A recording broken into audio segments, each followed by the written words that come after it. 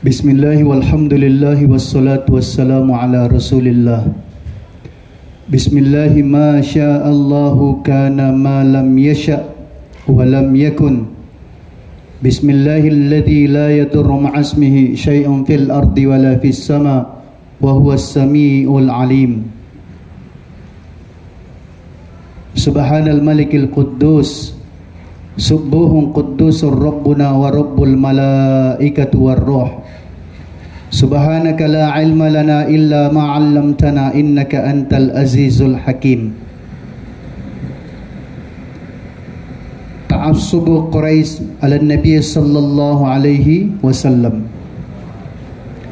Ta'assub, satu sifat yang menjadi penyakit,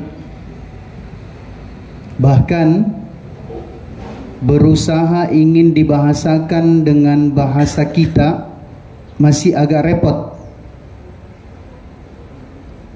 Ta'assub kebanyakan diartikan dengan panasnya hati. Kalau dikatakan dongkol, ini masih selevel dengan jengkel saja. Tapi mungkin kalau kita meminjam bahasa Melayu, kayaknya ini lebih mendekati ketika kita menggunakan bahasa geram. Ta'assub adalah satu sifat berontak dalam diri seseorang, di dalam hatinya, sementara dia tidak kuasa, dia tidak berdaya untuk melawan. Sudah marah sekali, sudah protes sekali, tapi dia sendiri tidak kuasa untuk melawan. Dia tahu dirinya. Sehingga di dalam bahasa Indonesia sendiri diartikan ini dengan panasnya hati orang-orang Quraisy kepada baginda Rasulullah sallallahu alaihi wasallam. Tabaddala hubbu Quraisyin lin Nabi sallallahu alaihi wasallam bu'da. Telah tergantikan, begitu mudahnya berganti, berbalik satu keadaan, terutama dalam persoalan hati kita sendiri. Maka selalulah minta kepada Allah yang maha membolak-balikkan hati. Ya muqallibal qulub, tsabbit qulubana ala dinik. Ya musarrifal qulub, sarrif qulubana ala ta'atik. Karena tidak ada seseorang yang berani dan mampu untuk menjamin hatinya dalam ketaatan, untuk menjaga cintanya, cinta kepada Allah, cinta kepada Rasulnya. Karena ini adalah modal utama bagi siapa saja untuk bisa merasakan kenikmatan, kelezatan dalam segala perjuangan, maka mesti menghadirkan rasa cinta. Dan cinta itu adalah anugerah karunia daripada Allah. Maka kita minta kepada Allah agar supaya Allah Subhanahu wa taala menjaga hati kita, menjaga perasaan kita, menjaga cinta kita. Ternyata musibah yang terbesar yang terjadi adalah ketika telah dicabut rasa cinta kepada agama, rasa cinta kepada ahli agama di dalam diri kita. Kalau di pondok pesantren, gejalanya yang harus kita tahu. Gejala yang pertama di pondok pesantren bagi seseorang yang ingin dicabut rasa cintanya sehingga mengakibatkan dia boyong, yang pertama adalah merasa tidak cocok dengan makanan. Ini persoalan yang pertama. Maka kalau sudah mulai ada yang merasa tidak cocok dengan makanan, hati-hati. Seharusnya banyak-banyak sholat taubat, banyak-banyak sholat hajat. Minta kita kepada Allah agar supaya Allah Subhanahu wa taala kembalikan rasa itu. Karena kalau rasa itu berlanjut, maka akan datang kebencian, akhirnya boyong. Akhirnya tidak lagi lanjut. Kenapa? Cintanya sudah mulai ternodai. Tabaddala hubbu Quraisy, maka berganti cintanya daripada orang-orang Quraisy kepada baginda sallallahu alaihi wasallam bu'dan, dengan kebencian. Bayangkan, tiba-tiba menjadi benci padahal barusan dia mengagungkan, memuliakan, mencintai.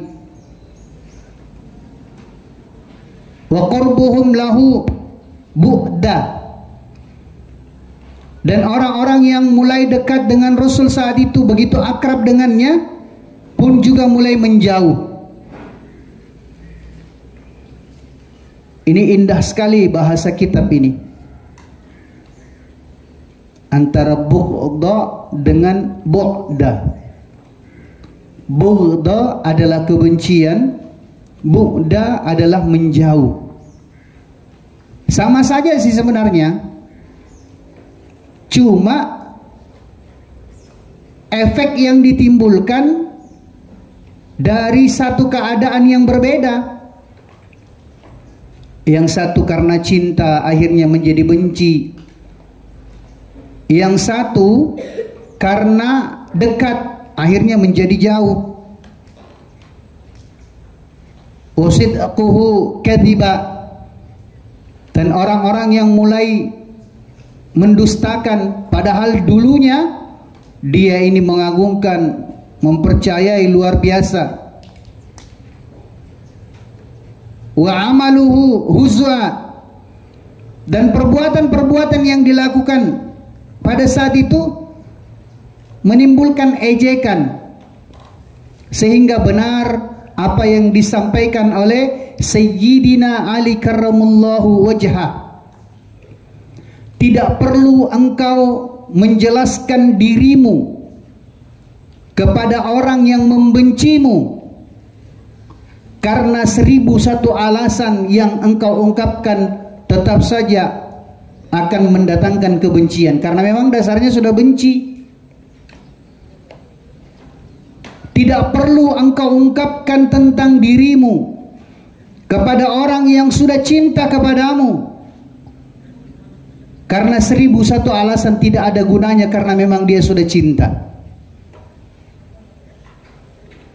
Sehingga Masya Allah, kecintaan kepada Allah dan Rasulnya, kecintaan kepada ahlul agama, kepada ahli Quran adalah syarat yang disyaratkan oleh guru-guru kita untuk tersampainya, diterimanya cinta kita di sisi Allah. Maka jangan kemudian nanti ketika kita selesai di pondok boleh dilihat orang yang paling banyak ta'zim, memuliakan, khidmat dan sebagainya kepada ustadznya, kepada gurunya, ini yang paling gebilang nanti ketika dia khatam, ketika selesai kembali ke kampungnya. Ilmunya yang paling bermanfaat. Banyak orang yang butuh kepada dia, banyak orang yang datang kepada dia. Kenapa? Karena dia menyibukkan dirinya untuk berkhidmat, menyiapkan meja ngaji, menyiapkan tempat minum, menyiapkan wudhu dan sebagainya. Ini jangan dianggap sepele, ini amal ini. Kan apa gunanya kita selesai kemudian ternyata ilmu kita tidak bermanfaat? Disuruh jadi imam saja, wedi, takut, malu dan sebagainya. Yang menimbulkan rasa takut, rasa malu itu dari mana? Awalnya karena kita tidak ta'zim, tidak membiasakan diri kita untuk berkhidmat kepada ahlul Quran. Wa dzalika mundzu da'ahum ila ibadatillah. Keadaan tersebut berlaku terjadi sejak baginda Rasulullah sallallahu alaihi wasallam mengajak mereka, orang yang dulunya cinta, orang yang dulunya dekat, orang yang dulunya percaya, ketika dia telah diajak kepada Allah Subhanahu wa taala, berganti semua keadaan itu. Kalau cintanya palsu, kedekatannya ini punya tendensi, sanjungannya dan sebagainya. Ini ada keinginan-keinginan di balik itu, maka akan nampak, oh ini palsu, ini hanya kepalsuan saja. Wa aba alihatahum wa nasaba kulla man abadaha ila dhalalah. Bahkan Rasul sallallahu alaihi wasallam mengingatkan kepada mereka tentang bapak-bapak mereka, tentang sesembahan-sesembahan yang pernah dielu-elukan oleh moyangnya, dan menisbatkan segala sesuatu kepada penghambaan yang kemudian menjadikan mereka itu tersesat. Takut kepada sesuatu yang sebenarnya tidak perlu ditakuti, sehingga apa yang terjadi? Benda itulah yang menakut-nakuti dia. Di dalam hadits qudsi, Allah Subhanahu wa ta'ala telah berfirman kepada dunia, ya dunia, ukhdum liman khadamani wastakhdimi liman khadamaki. Allah Subhanahu wa ta'ala telah perintahkan kepada dunia, wahai dunia, perbudaklah orang-orang yang takut kepadamu. Jadi takut kepada selain Allah ini adalah musibah yang kemudian akan menimpa bertubi-tubi. Takut kepada kemiskinan, maka kemiskinan itu akan siang malam untuk datang menggerogoti dia, menakut-nakuti dia. Takut kepada penyakit juga seperti itu. Takut kepada selain Allah akan menghantui dia, menggerogoti perasaannya siang dan malam. Tapi kalau kemudian dia takut kepada Allah, Allah perintahkan, wahai dunia, jadilah engkau budak, jadilah engkau hamba sahaya, jadilah engkau pelayan.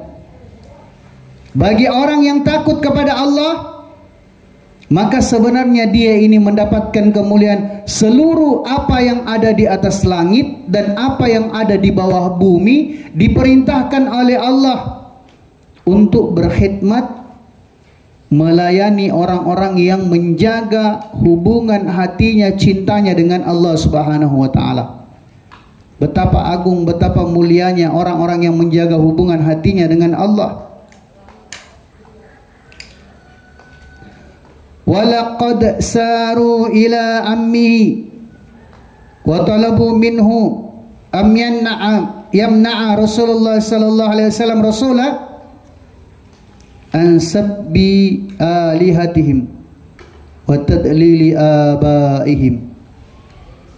Maka di bawah catatan kakinya ini santri harus belajar melihat, kalau ada angka 1, angka 2 dalam kurung, lihat di bawah itu ada catatan kaki. Ternyata berkenaan dengan kejadian tersebut, Allah Subhanahu wa ta'ala telah mewahyukan kepada baginda sallallahu alaihi wasallam, wa idza qila lahum ittabi'u ma anzalallahu qalu bal nattabi'u ma alfaina alaihi aba'ana awalau kana aba'uhum la ya'qiluna syai'a wala yahtadun. Kalau di dalam cabangan ilmu Quran dikatakan ini asbabun nuzul, sebab turunnya ayat ini ketika Rasul sallallahu alaihi wasallam dicaci maki, keadaan sudah berubah, Maka dijelaskan kepada beliau sallallahu alaihi wasallam, sekiranya engkau berkata kepada mereka, kepada orang-orang Quraisy, untuk mengikuti perkara-perkara yang telah diwahyukan oleh Allah Subhanahu wa taala kepadamu, nanti engkau akan mendapatkan keadaan di mana mereka ini menolakmu.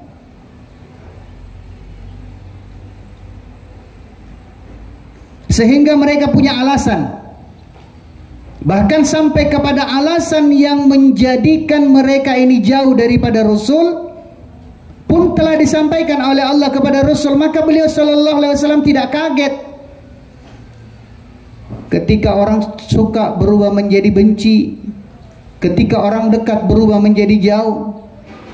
Beliau sallallahu alaihi wasallam tidak kaget, bahkan semakin yakin dengan kebenaran wahyu.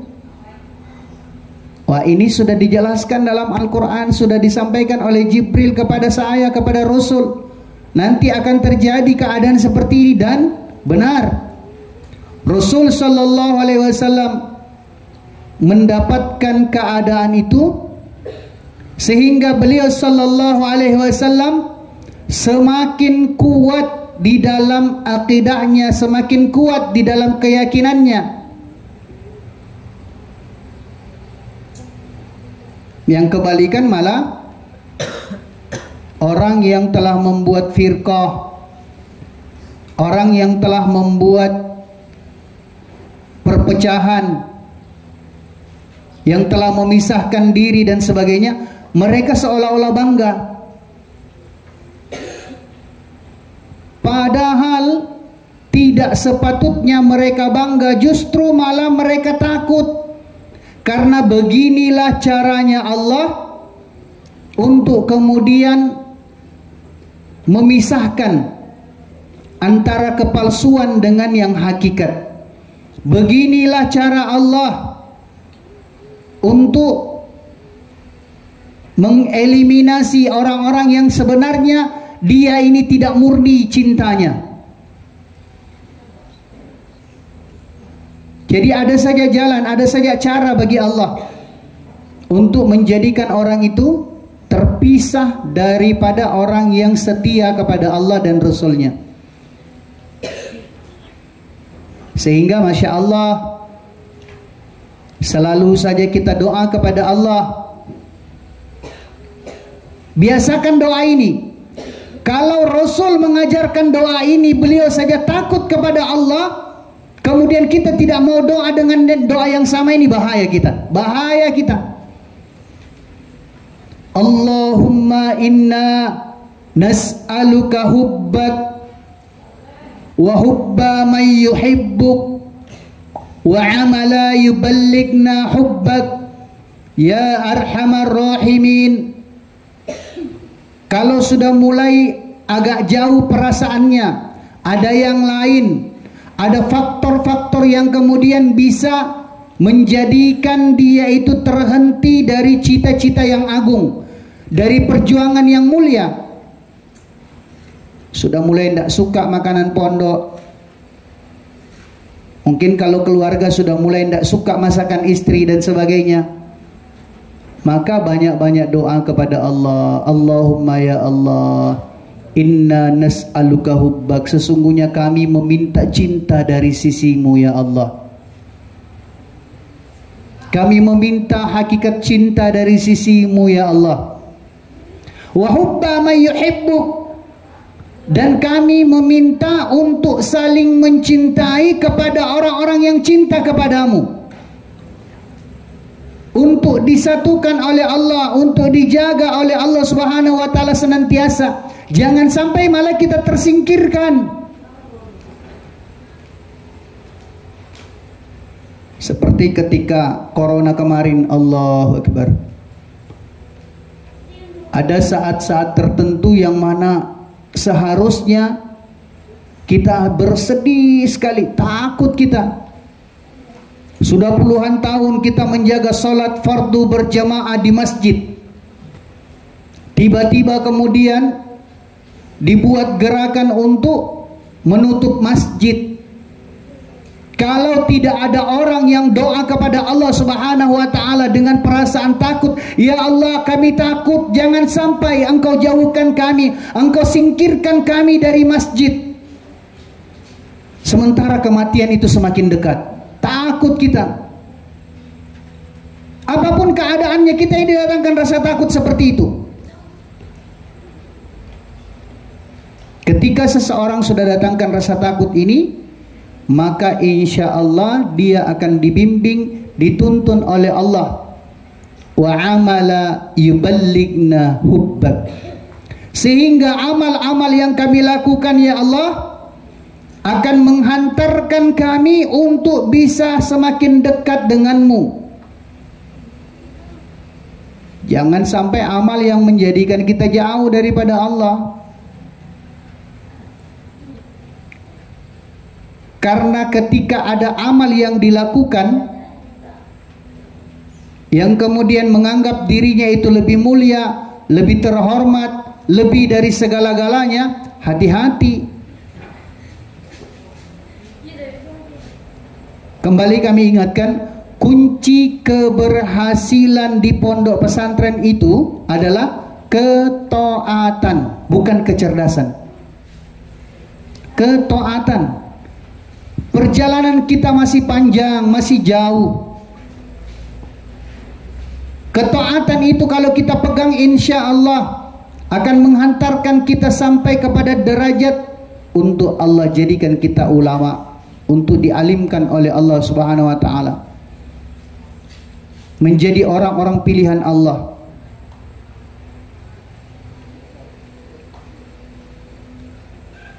Karena banyak orang yang cerdas, banyak orang yang hebat, banyak orang yang seperti apa, tapi ternyata tidak selesai, tidak berhasil. Ada saja yang kemudian menjadi jalan baginya ini untuk disingkirkan. Faraddahum raddan jamila. Maka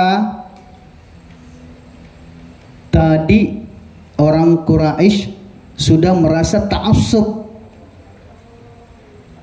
Artinya benci dia, tapi kebenciannya itu dia tidak bisa ungkapkan.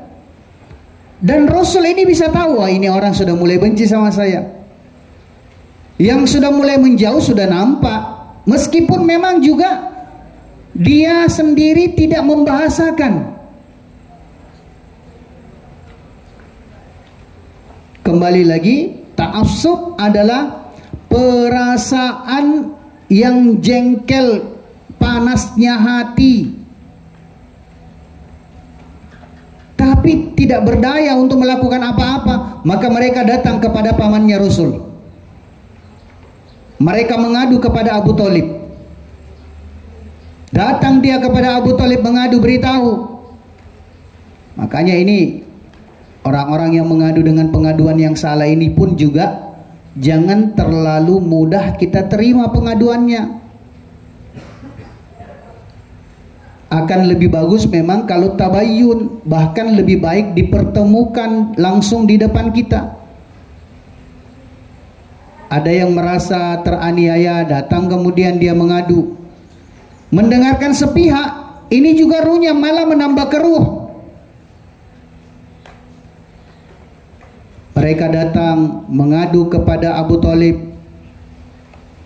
menjelaskan keadaannya, perasaannya dan sebagainya kepada pamannya Rasulullah sallallahu alaihi wasallam. Apa yang terjadi? Faraddahum raddan jamila. Cintanya Abu Thalib kepada Rasul sallallahu alaihi wasallam telah menjadikan lisannya ini menolak, tetapi dengan penolakan yang lembut, yang indah, tidak malah dicaci maki. Sudah dia datang mengadu, malah dicaci maki lagi. Salah memang kok kamu. Ini malah menambah runyam. Tapi Abu Thalib ini ketika mereka datang mengadu, maka Abu Thalib menolak dengan penolakan yang sangat indah. Sehingga terjadi interval, terjadi masa-masa di mana Rasul Shallallahu Alaihi Wasallam ini masih menunggu perintah Allah Subhanahu Wa Taala selanjutnya tentang keadaan tersebut. War Rasul mustamirrun fi nashriddin. Sementara Baginda Sallallahu Alaihi Wasallam masih diberikan ruang, mustamirrun, secara terus menerus, istimrar, berkelanjutan. Ini masih di atas dari istiqomah. Ya. Kalau istimrar ini tidak mengenal capek. Kalau istiqomah kadang fluktuasinya naik turun. Karena istiqomah itu beberapa tingkatan, ada istiqomah waktu, ada istiqomah jumlah, ada istiqomah tempat. Tetapi kalau istimrar tidak mengenal waktu, tidak mengenal jumlah, tidak mengenal tempat, ruang, yang jelas secara kontinu terus menerus beliau Sallallahu Alaihi Wasallam tidak gentar, masih saja gencar untuk mendakwahkan agama, untuk menyampaikan kepada orang-orang Quraisy tentang persoalan-persoalan yang hak, wa ila'i kalimatil haqq, untuk usaha li'ila'i kalimatillah. Usaha li'ila'i kalimatillah adalah usaha yang pernah dibuat oleh Rasul untuk mengagungkan Allah, memuliakan Allah, membesarkan Allah. Ayyuhan nas qulu la ilaha illallah tuflihu. Ingat ya, di situ ada domir lil jama', maka dipanjangkan, ada waw alifnya di situ. Qulu, katakanlah oleh kalian, la ilaha illallah, tidak ada yang hak disembah selain Allah. Tuflihu, itu dipanjangkan, maka kalian akan sukses, kalian akan berjaya. Kalau tidak dipanjangkan, ini cuma kenanya satu orang saja. Sementara banyak yang kita harapkan untuk menjadi teman kita di dalam perjuangan atas agama. Sehingga pertemanan di dalam perjuangan ini sangat luar biasa. Siapa saja yang melanjutkan perjuangan, meskipun dia tidak sezaman, meskipun dia tidak pernah berjumpa, meskipun dia tidak bersamaan waktunya dia berdakwah, dia menyambung perjuangan itu, maka dikatakan dia ini adalah bahagian daripada perjuangan tersebut. Perjuangan yang telah dilakukan oleh Rasul, usaha li'ilai kalimatillah, meninggikan, menganggurkan kebesaran Allah Subhanahu wa taala.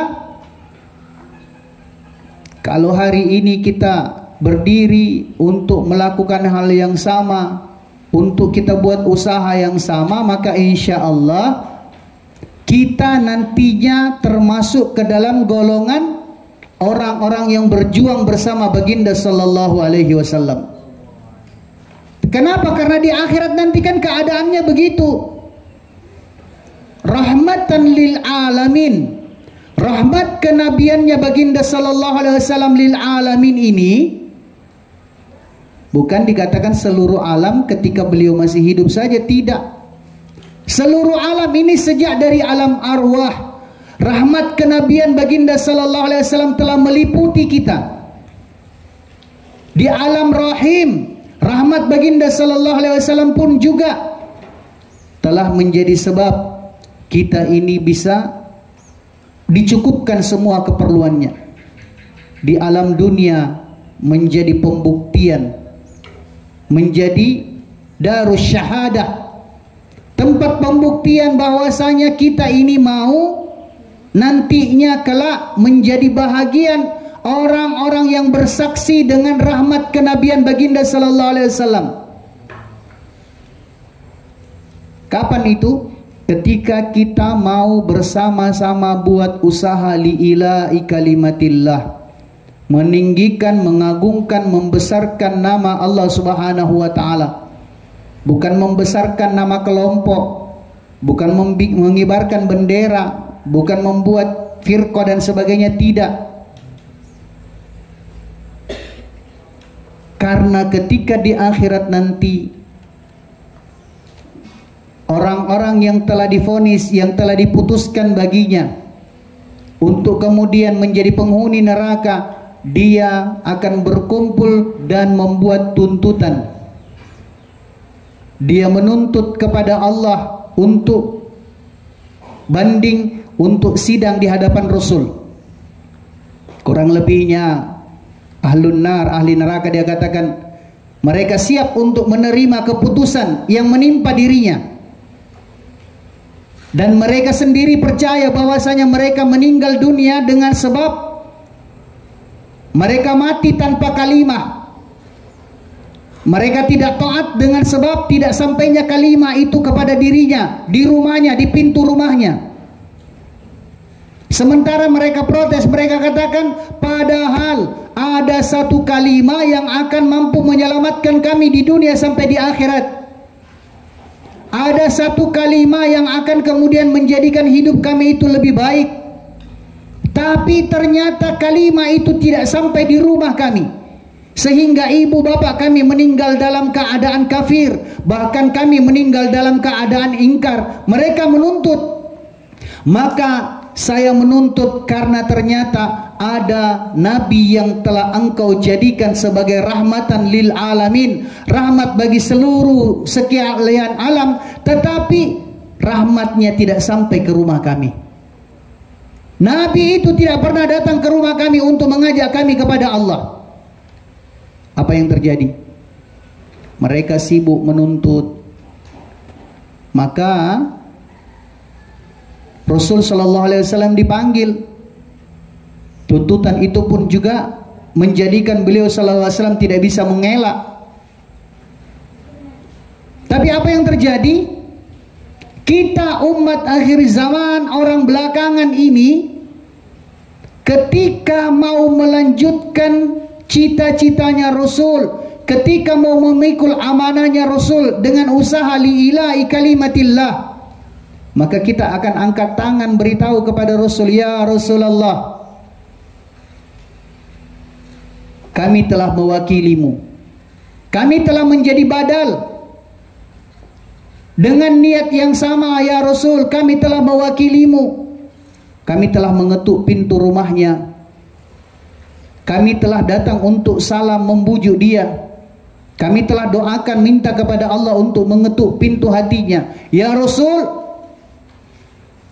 sangat mustahil engkau datang ke rumahnya karena dia itu jauh.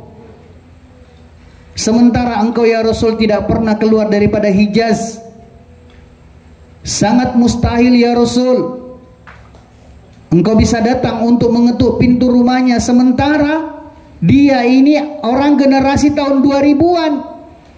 1400 sekian tahun yang lalu engkau sudah meninggal ya Rasul. Usiamu yang telah dibatasi hanya 63 tahun saja.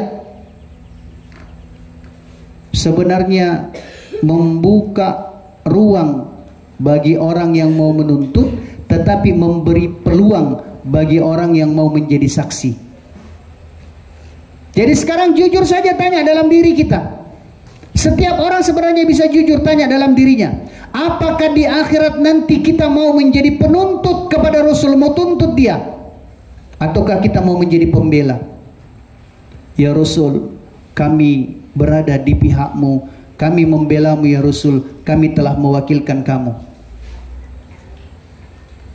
Sebenarnya dua golongan ini saja sudah cukup untuk menyadarkan kita betapa pentingnya kita ini memperjuangkan agama, melanjutkan perjuangannya Rasul, menyempurnakan risalah yang pernah disampaikan oleh Rasul kepada para sahabat, sehingga bagaimana setiap manusia ini, mereka ini bisa kenal kepada Allah, mereka bisa dekat dengan Allah Subhanahu wa ta'ala.